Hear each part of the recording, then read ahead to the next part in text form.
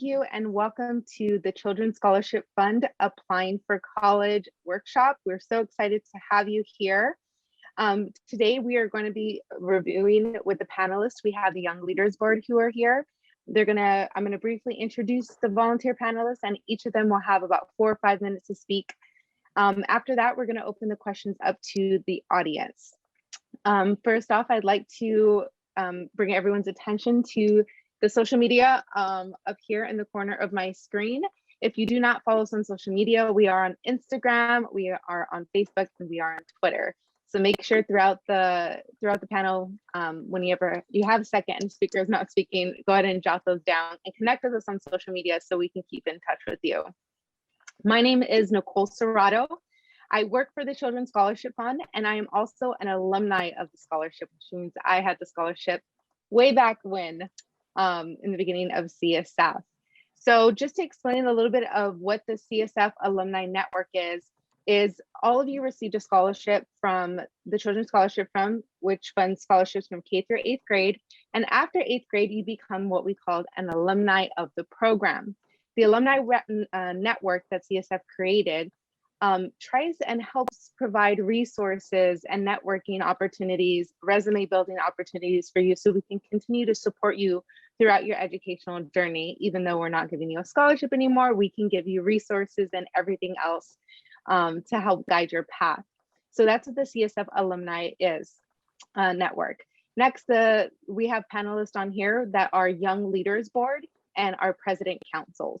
And so our Young Leaders Board are a group of professional New York City volunteers who volunteer their time to help provide you information and guide your path as well. They believe in education. They're here because they want to see you succeed. And I'm super excited to introduce them to you in a second.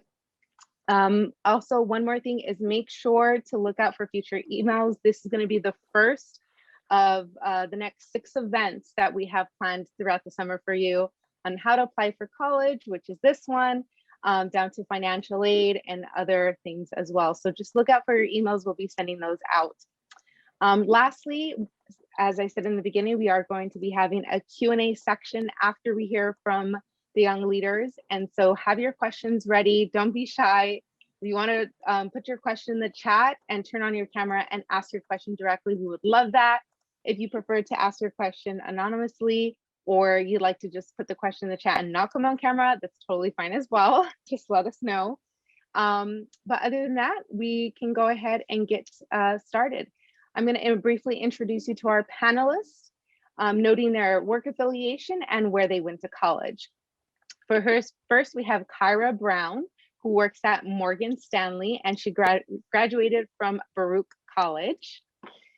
Next, we have Josh, who works at Gold Point Partners, and his alma mater is the University of Michigan. We have Michelle, who works for Geller and Company and studied at Binghamton. I'm sorry, you're gonna have to correct me on that. Binghamton. I did practice that before. You got it. You got it. University in upstate New York. Lastly, we have Shavani, my apologies. We have Shavani, who works at Global Health Corps and is a graduate of New York City University. So each of the panelists are going to speak from about 4 to 5 minutes about their own college application experience and offer advice on how you can choose your college and what factors help them make that decision. So we can go ahead and start with whoever wants to go first. Josh? Sure. You're the first square in my corner. Well, perfect. Yeah, happy to go first. So yes, my name is Josh. As Nicole said, I went to the University of Michigan. I was in the business school there. I'm originally from Cleveland, Ohio. So when I was making my college decisions, where to apply, I knew that, I wanted to be, not next door to where I grew up, but I also didn't want to be across the country somewhere where I was far enough from home, but, my parents couldn't also show up at a moment's notice.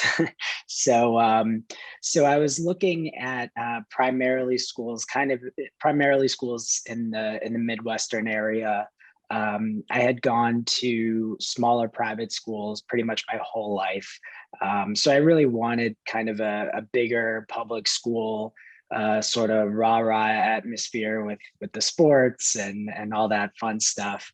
So I was looking at a lot of Big Ten schools, Michigan, Ohio State, Wisconsin, schools like that. But just for safety, I guess you could say, I applied to a pretty broad range of schools. Schools that I felt like I had a pretty fair shot at getting into. Some schools that were more of a reach, as well as some schools that I felt like I had a pretty good chance no matter what. So I applied to about 9 or 10 schools, just to make sure that I had all the bases covered. And really what it came down to was when I unfortunately didn't get into a few of the schools that I applied to, that probably wasn't going to get into, some schools that were very competitive. And then when it came down to it, for the schools that I got into, I really wanted to go into business. So a lot of it came down to which schools had a really good business program. That was really important to me. As I said, sports was a big one for me. And also just sort of the proximity to home.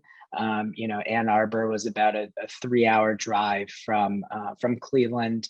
So if I needed to go home, it wasn't too far, but like I said, my parents can show up for dinner randomly any night of the week.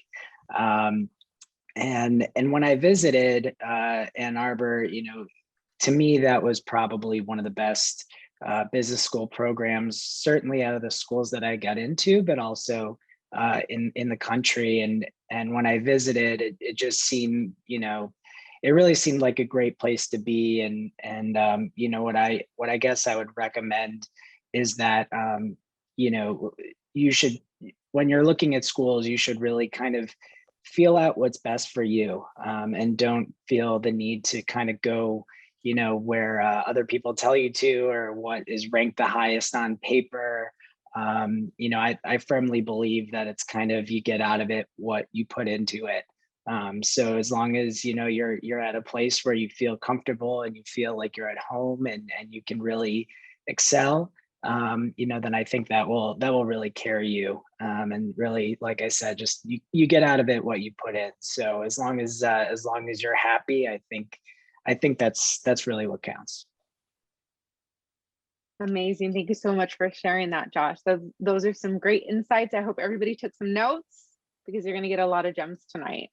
So I'm gonna call all of you on the panelist in accordance to the order of the squares you're on my screen. So just FYI. So next we're gonna have Kyra. You can come on and share your experience and what that was like, and how you chose your college, and what advice you have for them. Sure. Thank you for having me tonight. Hello, everyone. Nicole, like you mentioned, I did go to Baruch College, but funny, my college history is a unique one. I actually went to the University of Rhode Island for my freshman year. So back in my high school time, I was very adamant about being a marine biology major. Everything was water focused. I was a lifeguard, I was on the swim team, and the environmental water route was just the right fit for me for a lot of years in high school. So those were the schools that had marine biology or oceanography or something around that. Those were the ones I was applying to. So for me, originally, it wasn't too much about size. It was really about location. Are you on the coast?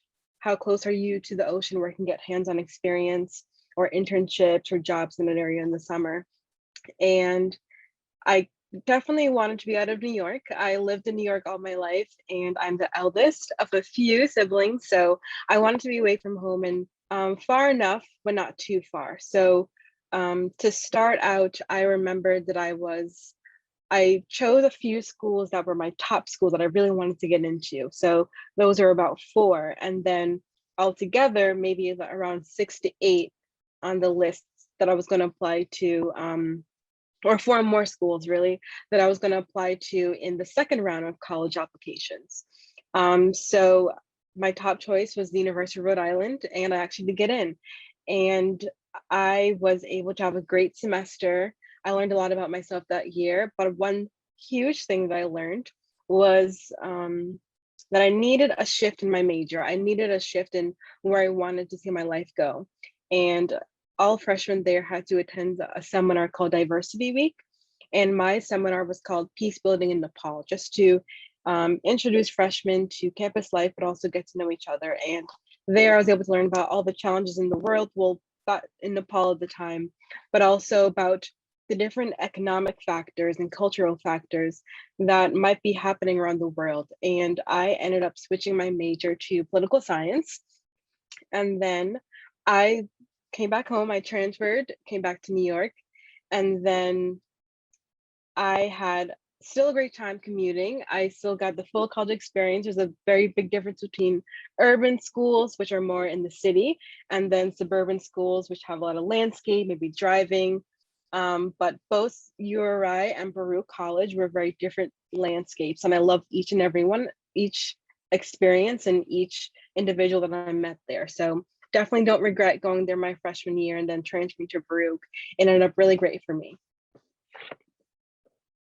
Wow, that's amazing. So I know a lot of our students that have brought up in our past panels that they're nervous about, choosing a college and that not being the right college, or not choosing the right major. What you heard here is it's okay. You might not choose the college you're going to graduate from. That's fine. Make a decision. You might not stay in the same major, but that's okay. It's going to, as she said, help you find your path regardless. So thank you for that. That was so helpful. So next we're going to have Shivani come on and give us her experience. I said that correct this time, right? Yeah.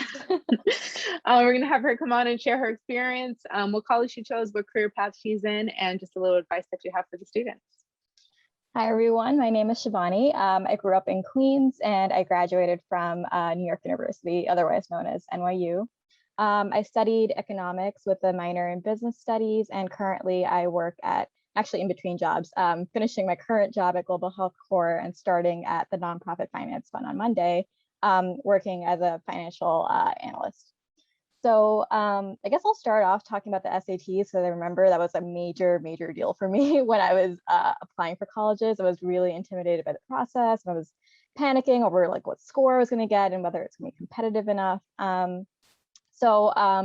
I think it's still valid today, but you can take it more than once. And I want everyone to know that you can, and it's okay.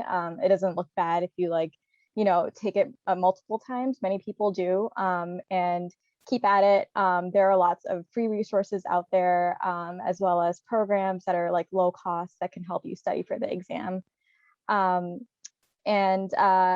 for the college application process itself, I was definitely the crazy one where I applied to, I think, 15 schools because I was just that undecisive. I was indecisive about where I wanted to go.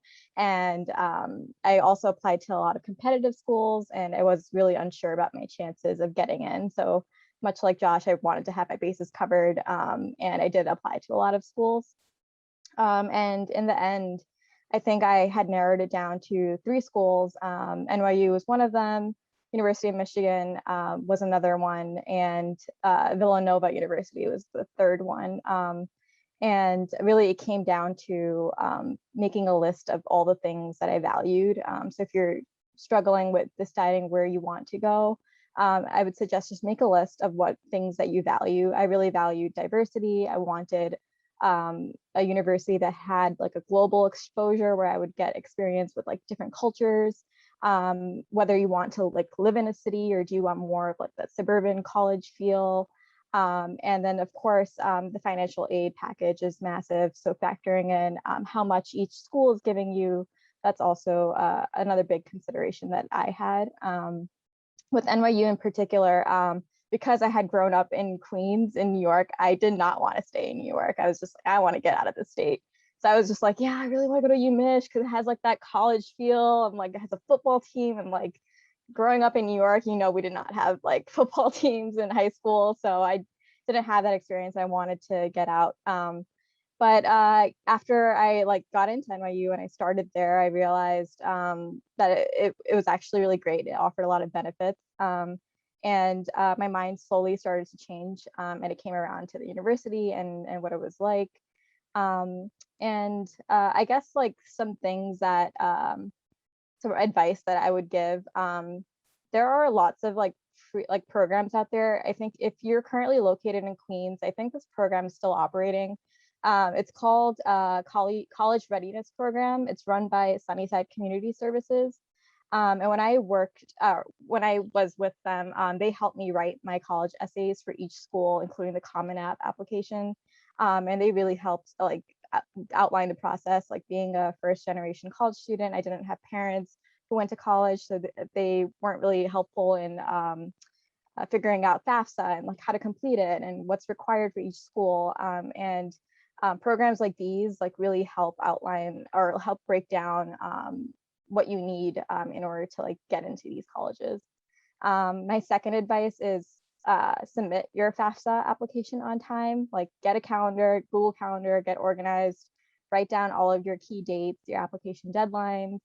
And also each school offers like application waivers, which was really big for me. If you qualify for financial aid through FAFSA, it's really likely that you can obtain an application waiver from each university. You would just have to call each university and like, tell them about your situation. They might ask for some paperwork, but then they usually give you a waiver that you can use, and you don't have to pay the fee for applying to each school because that can also get really expensive. And last but not least, I would say like leverage the power of networking. I remember when I wanted to go to NYU, like after I got in, I didn't get into like this honors program that I had really like, I really wanted to get in because it just offered a lot of different resources and it came with a scholarship.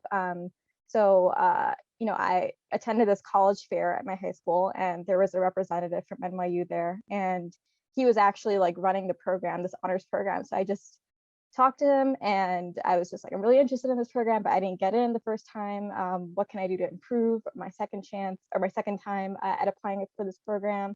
And he was like, you know what, like send me an email, send me like some samples of some work that you've like some essays that you've done. And he actually like admitted me to the program just because I took that initiative and I reached out to him. So definitely network. Yeah, I think the last thing before I just wrap up, I know like the cost of college can be really big. It was for me, but I also want to stress that you should try to enjoy the college experience because it only comes around once and you'll never get something like it ever again. And once you're actually in college, like even if your financial package isn't that great, there are so many other opportunities available to you, like scholarships that you can apply for on the side, especially if you're a woman or if you're a person of color. There are a lot of opportunities out there for scholarships. As well as work study jobs on campus. That was really helpful to me. I was able to work while studying. Yeah, just make the most of it. At the end, I would say college was just a great way of meeting a lot of people, networking, figuring out what your passion is. And then remember, there's always grad school if you decide, there's no such thing as a wrong major because you can always go back to school and change and pivot your career. So don't feel any pressure to decide what you want to study early on.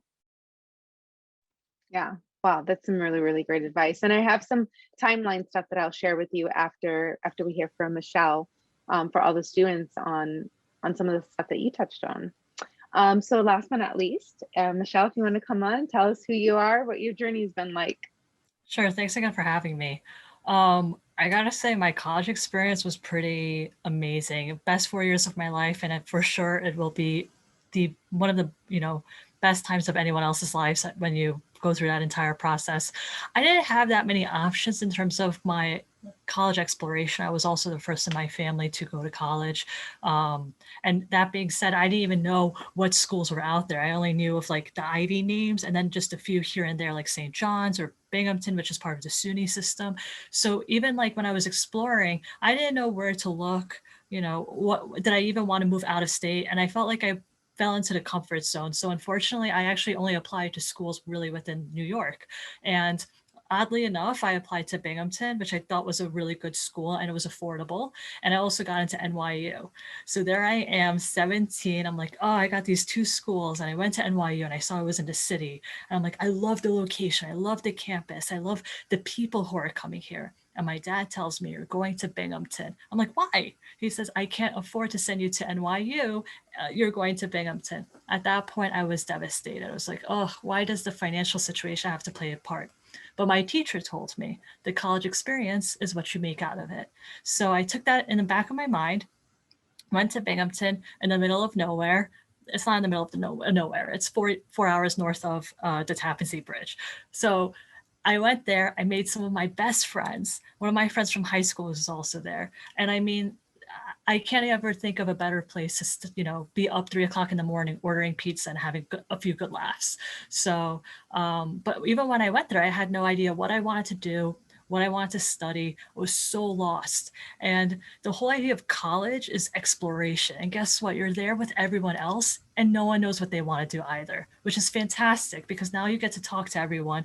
You go, you're by yourself for the first time in your life, no parents, and you're trying to figure out, who am I? What is it that I want to do? What classes should I take? Which is why those general requirement classes are so pivotal because they give you some, taste or flavor as to like, what can I actually be interested in? And whereas in high school, you're kind of forced to study a little bit of everything. In college, you pick and choose later on. I mean, that's the whole idea of a major. You really try to, submerge yourself into that topic.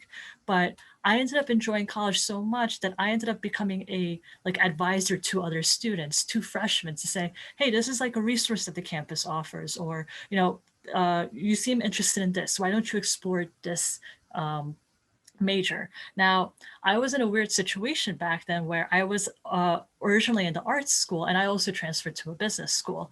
But it was really because I played a game of process of elimination. What majors do I absolutely hate? Can I see myself learning biology? No. Can I see myself learning math? No. So I chose business as a way to say, okay, you know what? I'm kind of interested in this. Let me explore it. And I realized I kind of did like it. But I gotta say, college, I mean, to not know what is it that you want to do is okay. To not know where where you want to go, that's okay too. But I guess the idea is be open-minded, ask questions, and the more information you get, the more you realize, I really like the idea of spending Saturday going to see a football game. But if that's something you value, then you're going to look for schools that actually have more of a, sports field. Binghamton didn't have a football team. We had a basketball team. So if you like basketball, that would be a great match.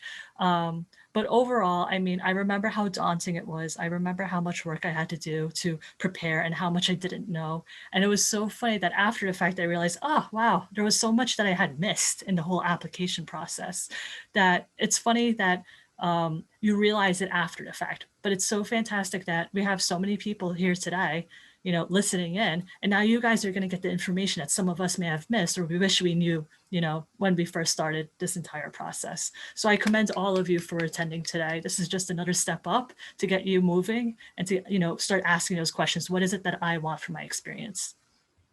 Yeah, that was absolutely amazing, Michelle. Thank you so much. That was some really, really, really great advice. Now, before we go into the Q&A section, I just want to go on go through a very basic timeline because I know we have a lot of freshmen on right now. And they're not seniors, they're not juniors, so they're not in the application process, but they're already starting to think about college. And so I just want to go over just a few things that you can do as a freshman, as a sophomore, before you get to your junior year to start preparing for college. So the first thing that you want to do is start considering taking AP courses. Not only are AP courses gonna, prepare you for a rigorous curriculum, but some of them can also get you college credit, which will just make you stand out in the college application process. Also know to focus on your grades. I think, I don't know if they say this now, but when I was in high school, they're like, oh, freshman year doesn't count so much. It's it's sophomore, junior, and senior year. They always count. So just make sure you focus on getting the best grades possible, because again, that is also going to help you stand out. And starting freshman year, get active in your school. So already start to volunteer for clubs. The summer of freshman year going into sophomore year, you should already start be looking for internships and for volunteer work that you can put on your college application will also will help you stand out from the crowd. One thing that I think is super, super important that we don't think about as students is start a dialogue with your parents on how you plan to pay for college. If you have that conversation early with your parents in freshman year, that gives you 3 years between you and your parents to kind of figure out where money is going to come from. And also, there are some scholarships that you can apply to before you get to junior and senior year. So find out what programs are out there that I can apply in my freshman year and secure a scholarship for when I go to college in 3 years. There are programs out there for that. So those are some of the things that I think a lot of you freshmen who are on here, you know, like Michelle said, kudos to you for even being, you know, in this meeting and already starting to think about this. You're already ahead of the game. But those are some of the things that you can start thinking about.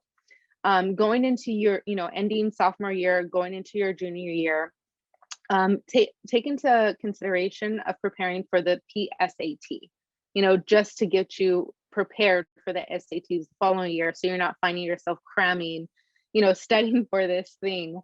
And also that in your junior year or even at the end of your sophomore year, start learning about the colleges you're interested. And you, like Michelle said, and some of the others, narrow it down to like 10 or 15 schools. You don't have to apply to that many, you know, but, or you can, but start to narrow your search.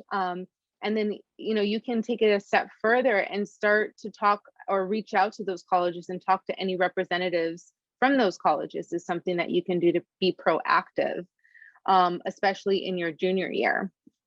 And then also lastly, you know, ending your junior year, summer before senior year is a really crucial time where you're going to be preparing for your applications. You want to also start working on your college essay applications before the fall starts, because once the fall starts, you know, it's senior year, there's so much to do. You know, you're going to get overwhelmed with just the amount of schoolwork and activities that you're going to have to, you know, that you're going to be participating in senior year. Give yourself a break, do that summer, you know, summer before senior year, start drafting your college applications, get a calendar and set the deadlines, you know, that you have to look out for in the fall, and also consider early enrollment. And again, I think that's a really great time, because at this point, a lot of your teachers you've known for a few years. So I think summer before senior year is also a good time, you know, when junior year is ending, to pre-ask your teachers for recommendation letters. Decide, who am I going to ask for a recommendation letter? And then ask them, like junior year, when school's ending before summer starts, to say, hey, because your teacher's going to have more free time as well. Do you think you're going to have free time that summer? So are they. And so they might have a little bit more time to get you that recommendation letter, compared to if you wait the beginning of senior year when the rest of your classmates are going to be asking them for the same thing. You know, then you're going to be put behind the line. So those are just a few things to take into consideration for the freshmen and sophomores on this call, and juniors as well. And with that, we're going to go into the Q&A section, which is one of my favorite parts. So let me go ahead and pull up some of the questions. Give me 1 second. And so what we're going to do in the Q&A section is, well, I'm going to have someone come on and ask the question if they feel comfortable with that. And then if one of our young leaders can answer the question, that's great. If someone else wants to chime in, that's great, but not all 4 of you have to answer the question that they ask. So if you're like pass, then then you can do that. But if you want to, if one of the young leader members wants to answer the question, just go ahead and put that raise hand feature, like class, coincidentally, and then I'll go ahead and call on you. So the first person to ask the question, we're going to bring her on. Isabella Marte, if you can come on and ask your question, we'd love to hear from you. And I think Elizabeth's going to give you permission to, there she is. Oh, Isabella, you have to turn, yeah, there we go. Hi, thank you so much for all this, great information. But my question is mostly towards Kyra. I also want to major in political science. So I also want to go to law school too, but say I choose not to go to law school, what jobs can I get with like a political science major degree? There you go. That is a very good question. So I currently work in compliance. It's actually part of a larger legal and compliance program. So you can touch on things like global financial crimes, dealing with regulators like FINRA or the SEC. These are just regulatory bodies that, manage the banks and the flow of how the money's handled in the country. And if you want to study political science but don't want to go to the law route, you can also go the nonprofit route. I have also experienced in the nonprofit sector, and you can do a lot of great work when it comes to the environment or different cultures. Maybe you're interested more in voting rights or anything along the lines of equity or economics. The beauty about political science is that it touches on so many different communities and problems and solutions to bigger problems, both nationally and internationally. So I think you should keep your mind open to whether you want to be in a more corporate or business sector, or if you want to stay in the philanthropy sector or the nonprofit sector. And also if you want to be doing more global work or local work. So definitely explore your options, but continue just looking to see what issues are out there and how you can get involved. Thank you. Sure thing. Another question, but I think Nicole kind of touched on it. It was just like, where do I start? Like, I'm a junior now, and I know that like I've looked into like certain colleges that I know that I want to apply now, and I've started to like think of ideas for my college essay. But now I'm just like stuck. Like after my college essay, what do I do? Do you mean stuck in terms of figuring out a topic for your essay? Yeah, that. And even at that, like after I write my college essay, I just don't know like what to do. What's the next step in the college process? Got it. Okay. Well, on the subject of topics, I would definitely say one is good to talk about yourself and what you want to do. Like some of my panelists mentioned, things can always change, but it's okay to dream big and just think about what could my future look like in 5 to 10 years. It's okay to talk about that in your applications. Or if there's a problem that you saw in your community or in someone else's community or culture that you want to help, it's okay to talk about those things as well, or what's going on in our current climate in the world. Your second question, can you remind me what it was? Oh, that was my second question was Okay. after the essay, what do I do? Like, oh, okay. That's a good question. Does anyone have insight? Are you a junior again or a sophomore? I'm a junior. Josh raised his hand. So Josh, if you want to Okay. turn on your thank you. Yeah, sure. So, kind of going back to what I said, earlier, I think, really, and also to what Michelle was saying is that, these are 4 years where you really just get to take as much out of it as you can. And in order for you to do that, it's really, I think, important to just kind of think about where it is that you want to be. Just kind of think about, is it important for you to be closer to home? Do you want to say, no, I want to move all the way across the country? So I think that's, a big factor.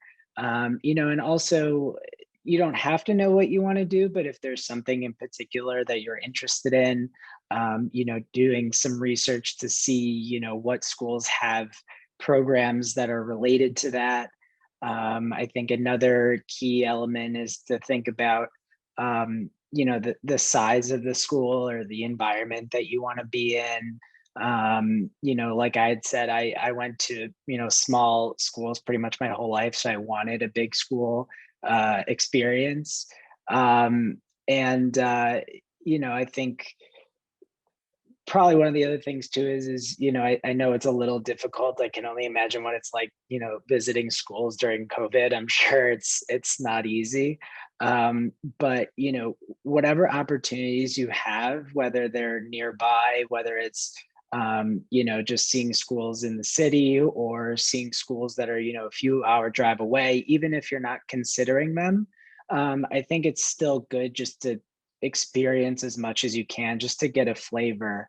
I remember I went to Washington, D.C. with my family, and we looked at a few schools, and I went on a tour for GW. and it's a city school, you know, kind of like NYU is. And I think we walked all of 2 blocks, and I turned to my dad and I said, we can leave. You know, I wanted to, you know, we let the group go, and that was it. Because, you know, I really wanted that more campusy feel, traditional campus experience. So really just kind of get out there and, you know, figure out kind of what you're interested in and where you think you'll really feel at home. I think is all good. Thank you. Yeah, that's great advice. I think Michelle, you have your hand up. Yeah, just to piggyback off of that, in regards to like visiting schools, I know right now it's like pretty much impossible with COVID going around and restrictions, but a lot of the schools have taken to Zoom, so you could maybe even join a webinar. So that'll give you some idea of, you know, what kind of majors are even available at certain schools, because the last thing you want to do, not that it's the end of the world, but if you go to a school that you realize, oh wow, they don't have exactly what is it that I'm looking for, should I consider a different school? I mean, maybe those are things that you could think of, you know, in advance. But the nice thing is you already know what is it that you're looking for. So you could try to focus in on those programs where, you know, these schools have like a network and you have a lot of students who really have had a lot of success and you want to look up to them. So in order to like find out, you know, which schools are already, you know, they have, you know, strong ground in something, and then you could start networking with those students and ask the students, like, what do you do on your weekends?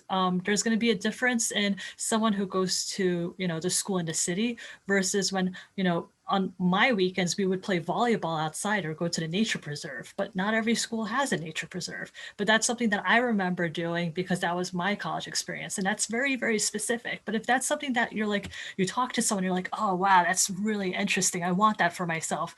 Then that, you know, understanding like it sounds cheesy, like culture of the school, but you'll realize every school is a little bit different. Everyone has a little different pride, like the way you would be prideful for your high school, like, oh, my high school does this, what does your high school do? But it's having that level of pride and like, oh, I want to belong here. So if you could do as much homework, as small as it is, and it's going to be scary, like you're going to have to send maybe 1 or 2 emails, maybe ask someone, hey, like, can you explain more about what this is, or like how did you prepare, like exactly as you did, like applause, the way that you did, like what kind of jobs can I do with this major? That's a fantastic question. You're already thinking 10 steps ahead. So just continue what you're doing with that, but definitely continue to ask questions. I think that's the best thing you could do. Thank Yeah. you so much. Oh, so we're gonna have Shivani come on and give her answer, and then we're gonna move on to the next question.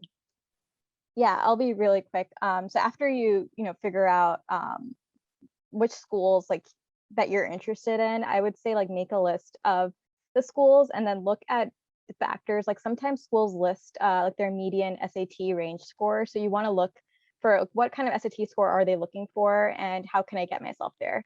So if you haven't taken the SAT yet, you know, just having an eye for what schools are looking for, that can really help you in your studies and then also in your planning.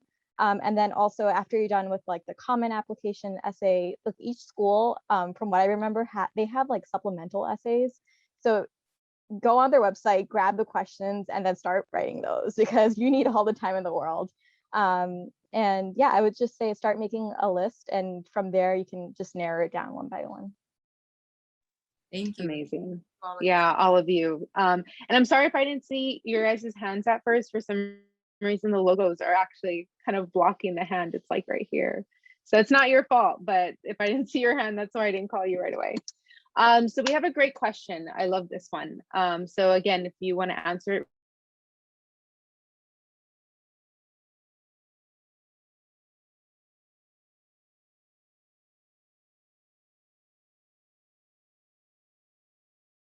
Did we lose her?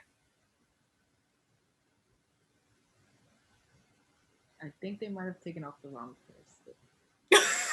Yeah. Yeah, Nicole, you're on mute.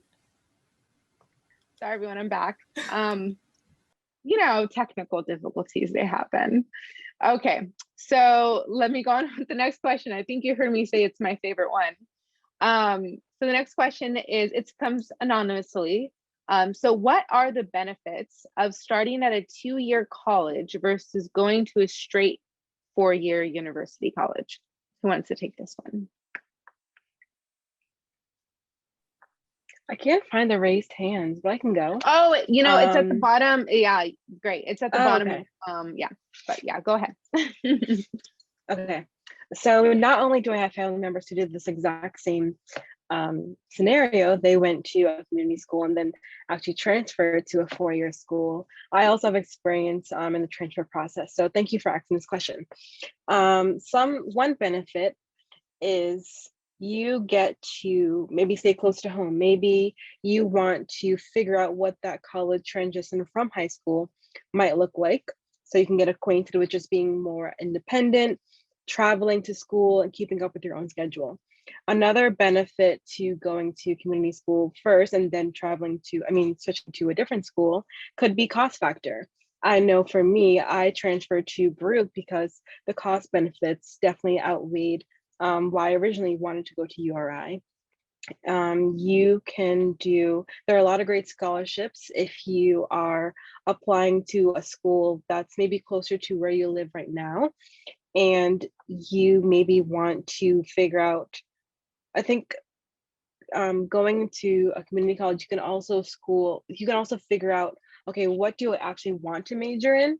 And then once you figure out that program or that field, you can then pivot into a school that has a really great program that you want to go, or maybe that school that you want to transfer to has really great experiential opportunities, maybe like internships or summer opportunities.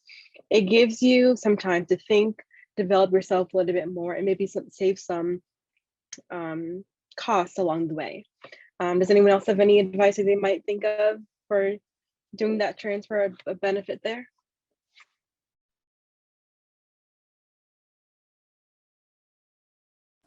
So I have something I can say on that. I actually, when I first started looking at colleges, I was considering a 4-year, but life happens sometimes, and I ended up needing to go to a 2-year because of a family situation. And so I was, when that happened, I was actually discouraged because I'm like, oh my gosh, I'm not starting in a 4-year. Like, it got me a little down at first, and then I realized there was a lot of amazing teachers at 2-year colleges. And the 2-year college that I went to was the Pasadena City College and Santa Monica City College out in California. And they were just great. I mean, they had really guidance counselors who helped you put yourself on a path. And so I think the important thing, if you're considering going to a 2-year university, whatever your reasons may be, I think the first step that you need to take, if that's a decision you make, is to sit down with a guidance counselor. Because I think one of the differences that I experienced was at the 4-year university, like, you have a very specific 4-year time, and they're like, okay, what's your major? Okay, and they tell you, like, okay, these are the courses that you have to take, and there's more like a definitive plan to get you graduated, and it's your responsibility to take those classes, do well in those classes, pass them, and whatnot. And I think in a 2-year community college, it's a little less structure because people are going there for different reasons. Not everybody is attending a 2-year college to transfer to a 4-year. Some are attending for a vocational certificate. Some of them are attending for just their associate's degree. Some are attending just for fun, like just to take a couple classes. And so I think the difference is that you need to make sure that you seek out the resources in those 2-year colleges, and you set a plan for yourself to transfer if that's your ultimate goal. So I think it can be very constructive. You're not going to get the whole dorm experience, and you'll get that after you transfer, as long as you know that you can manage yourself into staying proactive in that 2-year colleges where everyone has multiple different reasons they're there, and not everyone has the goal to graduate per se. So I think that's something to take into consideration. I mean, obviously you save on money, so that's great. But yeah, so I think those are the main differences from my personal experience. But we're going to move on to another question if nobody else wants to answer this. Yay, no? Okay. So the next question is also coming from Anonymous. Hi, I am a freshman at Cristo Rey New York High School. At my school, we have to work once a week and have volunteer work for the summer. I wanted to know, how does this help me for college? The question. Any volunteers? Sure, go I ahead, could Michelle. just kick that off. I mean, colleges want to see that you're doing something outside of the classroom. They're always looking at what that rounded person looks like. So are you a great student? Fantastic. But what else are you doing? Are you just watching Game of Thrones all day, or are you trying to give back to the community? Which is exactly what your school is trying to, push you guys to do, which is really commendable because they're actually making it a requirement for you to do that. The one thing I could advise you is don't even look at it as a chore. Use it as a way to exercise some form of leadership too. So like if there's a way that you could lead a project or take on more responsibility, it actually teaches you something in that process. And then you could even, use that as an experience or as a story that you might want to even talk about later on in one of your college essays. But always use these things as experiences and as a way to like share more about who it is that you are and what you can contribute not only to the school that you want to attend in the future, but also like how you're going to make an impact in the world around you. Because I think at the end of the day, colleges want to bring people who are motivated and who are going to make an impact, a long lasting impact. So do not discount those opportunities that the school's, trying to push towards the students. I mean, it might sound lame at first, but there's a reason why it's really beneficial, not only to you, but everyone else as well. Yeah, that's some great advice. Shivani, if you want to go ahead next. Yeah, I just want to add to that. I remember very distinctly, like when I was applying and also interviewing for colleges, like one of the most common question was like, what's an example of a time where you took initiative? And you need something to say for that. You need to like be able to be, think of an example where you actually led a project or you worked with a team.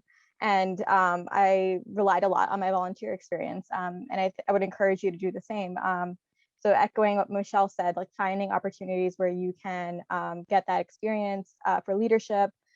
Is there a way that you can, start something or organize something or get your peers involved in a project? Like build those experiences and take advantage of that because they'll come in handy like later on when you do have to talk to people about what you've done in your 4 years at high school. And also your volunteer experience is really great material for writing essays. Since there are a lot of different essays, like you'll need to have different stories prepared by the time you're applying. And you won't always be able to get those stories through like the school day. So volunteering, after school clubs, or even working are great ways to, build that experience and create stories for yourself. And Josh, do you have your hand up? Yeah, I completely agree with everything that Shivani and Michelle said for sure. And I think another really important skill that can come out of it is learning how to balance your time. And I think, learning how to balance your time between things like school, friends, family, any other extracurricular activities that you have is a really important skill. And I think that will carry you into college, after college. I have a job that I do during the day, and I also like to help out with CSF. And so, there's skills that I've learned kind of throughout my whole life. And, just as a quick anecdote, when I applied to the business school at Michigan my freshman year, I have to imagine that there were a lot of people on paper, but whether it was grades or other things that, were probably a lot better than me if I had to guess. And one of the things that I did my freshman year was I tried to start a student organization that was related to charity. And so, I have to imagine that was probably one of the things that they viewed favorably that helped me get in. And if there's something similar that you may want to apply to when you go to college, or even just talk about in interviews, whether it's for internships or for jobs after college.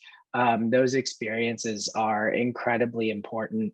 You know, it's obviously grades are very important, but you know, when it comes down to it, you know, there are going to be a lot of people who have great grades and a lot of people who have interesting experiences, and it's really interesting conversations and great experiences that you have that you can talk about, that really make you stand out and can help, whether it's you know, college, applying to grad school, internships, jobs, or anything. So I think that's a great opportunity.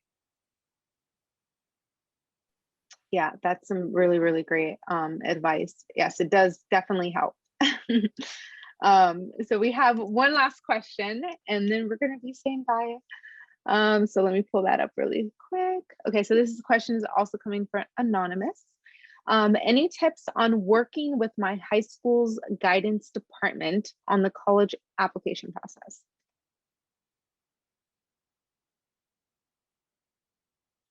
I can kick this one off. I would say before you meet with your guidance department, do your research. Kind of start looking into what you're interested in and already know what colleges you might want to consider before you sit down with them. You want to have some sort of direction, some sort of idea. And I would also write as many questions as possible. I would say at least 10 questions. Might be a lot for, depending how long your session is, maybe some of them are limited, you know, 15, 20 minutes. But I would say just go in prepared, knowing what questions that you want to ask, knowing what you're confused about and trying to find clarity with the guidance department. And so I think that's what I'll start it off with. I don't know who raised their hand first, Michelle or Josh, but Michelle, if you wanna go. Oh, sure thing. I think my best thing you could do, in my opinion, is also like be vulnerable. Like tell them what your concerns are. Like if all your friends want to travel and be on the other side of the country, but you actually want to stay home, like it's okay. Like no one's going to judge you for that. And I think a guidance counselor will be there to also like reinforce that. But also if there's anything on your transcript that you're like a little bit not, you know, happy with, like maybe it's a certain grade, or maybe it's just like, you know, should I be taking 10 APs in 1 year just so for a college and, you know, hate my high school experience? Like you're supposed to still enjoy high school. So don't ever feel like, you know, give yourself grace, you know, and also realize that, you know, you're a human, but also ask them like, how can I balance, you know, the classes that I have to do, the volunteer work, the clubs and activities, and me trying to get into X, Y, and Z school. And of course, it goes back to the whole concept of there will be those schools that are within your target range. There will be schools that will be in your reach range. Those are the ones that, you know, might be a little bit harder for you to get into. And then there's safety schools that you might actually be one of their ideal candidates, like they actually want you. But give yourself grace and also be very vulnerable. Like talk to the counselor, like they're there to help you. So the more you're transparent and vulnerable to them, the more that they'll see who you are and what is it that you want from the experience, and they'll be able to help you better.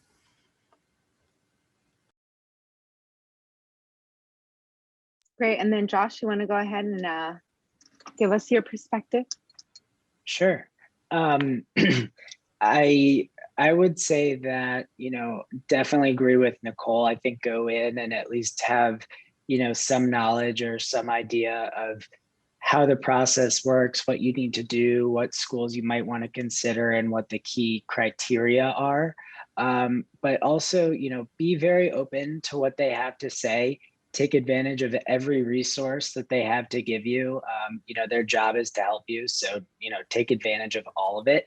But also, you know, they're not, you know, the referee of deciding whether or not you get into a college or telling you which colleges that you should apply to or shouldn't apply to. You know, I had a great college counselor, and he gave me a huge list of schools, and some of them I was like, I don't even know why you would bother telling me to apply there, because that's not a school I want to go to. You know, so go into it with an open mind and take from it as much as you can, but also don't feel like because, you know, they say you should apply here, you have to, or, you know, it'll be difficult for you to get in here that you shouldn't apply. So, you know, really take as much out of it as you can and just use it as a resource to help inform what it is that you want to do. Wow. I hope everyone took like at least 2 pages of notes from all this, because this was a lot. This is a lot of great information. Good news is that we are recording it. So we're going to have some clips that hopefully we can share with you online on our social media channels. I just checked our followers. We haven't had any new followers. So it means no one followed us yet from here, but that's okay, because that means you're paying attention. But yes, that was absolutely amazing. I'm so excited that all of you came on to share all this knowledge with our students. So I just want to thank everybody for coming. Also, if you have any follow-up questions, feel free to email them. Like if you feel like you have a question and you are nervous to ask it, or we ran out of time, feel free to send me an email. I'll go ahead and put my email in the chat, and we'll be happy to answer that for you even after the Q&A. Where's the chat? There it is. Okay. So I'm going to write that in for everyone. Lastly, again, social media is up above. Look out for our upcoming meetings. And I think, let's see. We do have, if you have a question for, when you're going to email me your question, if you have a question for any of the panelists on here specifically. So like if you actually want to ask Josh a question because he's in your major, or he's going to the college that you wanted, or he went to the college that you wanted to go to, also specify that in your email. And then with the permission of the panelists, if we want us to get in direct contact with the students, then we can also do that. But other than that, thank you everyone for joining. I'm going to put my email in the chat. There's the chat. I don't know why I cannot find it. Any last minute? I think we have like 3 minutes. So is there any last minute message or anything that the panelists want to say before we close it out? Give people a minute to write down my email. Good luck and have fun. That's a good one. Yeah, definitely have fun, but remember to be confident, be authentic. You want to choose a place that will fit with your values. The community is a big part of your college experience and what you can do there. So look at the programs, look at the extracurricular clubs, and just pick a place that you know would mesh with you and your goals and values throughout your time there. Great. Josh, last thoughts? I guess the only other thing I would say is no matter where you go, you're going to be just fine. You know, I know a lot of people that I went to school with who, you know, didn't get into their dream schools, but they had the best 4 years of their life. They got the jobs they wanted to get. And, you know, I'm sad to say that I graduated 7 years ago, pretty much this week, but, you know, even 7 years down the road, you know, I'd say all those people are still very happy with, you know, kind of where they wound up. So, you know, don't just take advantage of whatever situation you have, and it'll all work out. Yeah, don't stress. Okay, and then we have Shivani. Did you have your hand up? Yeah, I just wanted to say, echoing everyone, good luck and have fun. And remember, like, rejection is not the end of the world. I remember when I got rejected, I think Columbia was my dream school. When I got rejected from Columbia, I think I cried to my guidance counselor. I was just like, no, like, this is horrible. Like, I worked so hard. But remember, it does not determine your worth. You're worth so much more than that. You bring so much more experience to the table. And remember, in the end, it's their loss. You have to just tell yourself that. Yeah, 100%. I think I cried my tears out too. It was like a jolting. I was like, so yeah, just have fun. Don't worry about it. And before we go, we are going to take a screenshot so we can capture this moment. So if everyone wants to put their smiley faces on. And I'm gonna count down to 3. 1, 2, 3. All right. With that, we will wrap the meeting. So thank you so much for everyone for coming. Have a lovely evening, and we'll see you at the next event. Look out in your emails. All right, bye. Bye, everyone.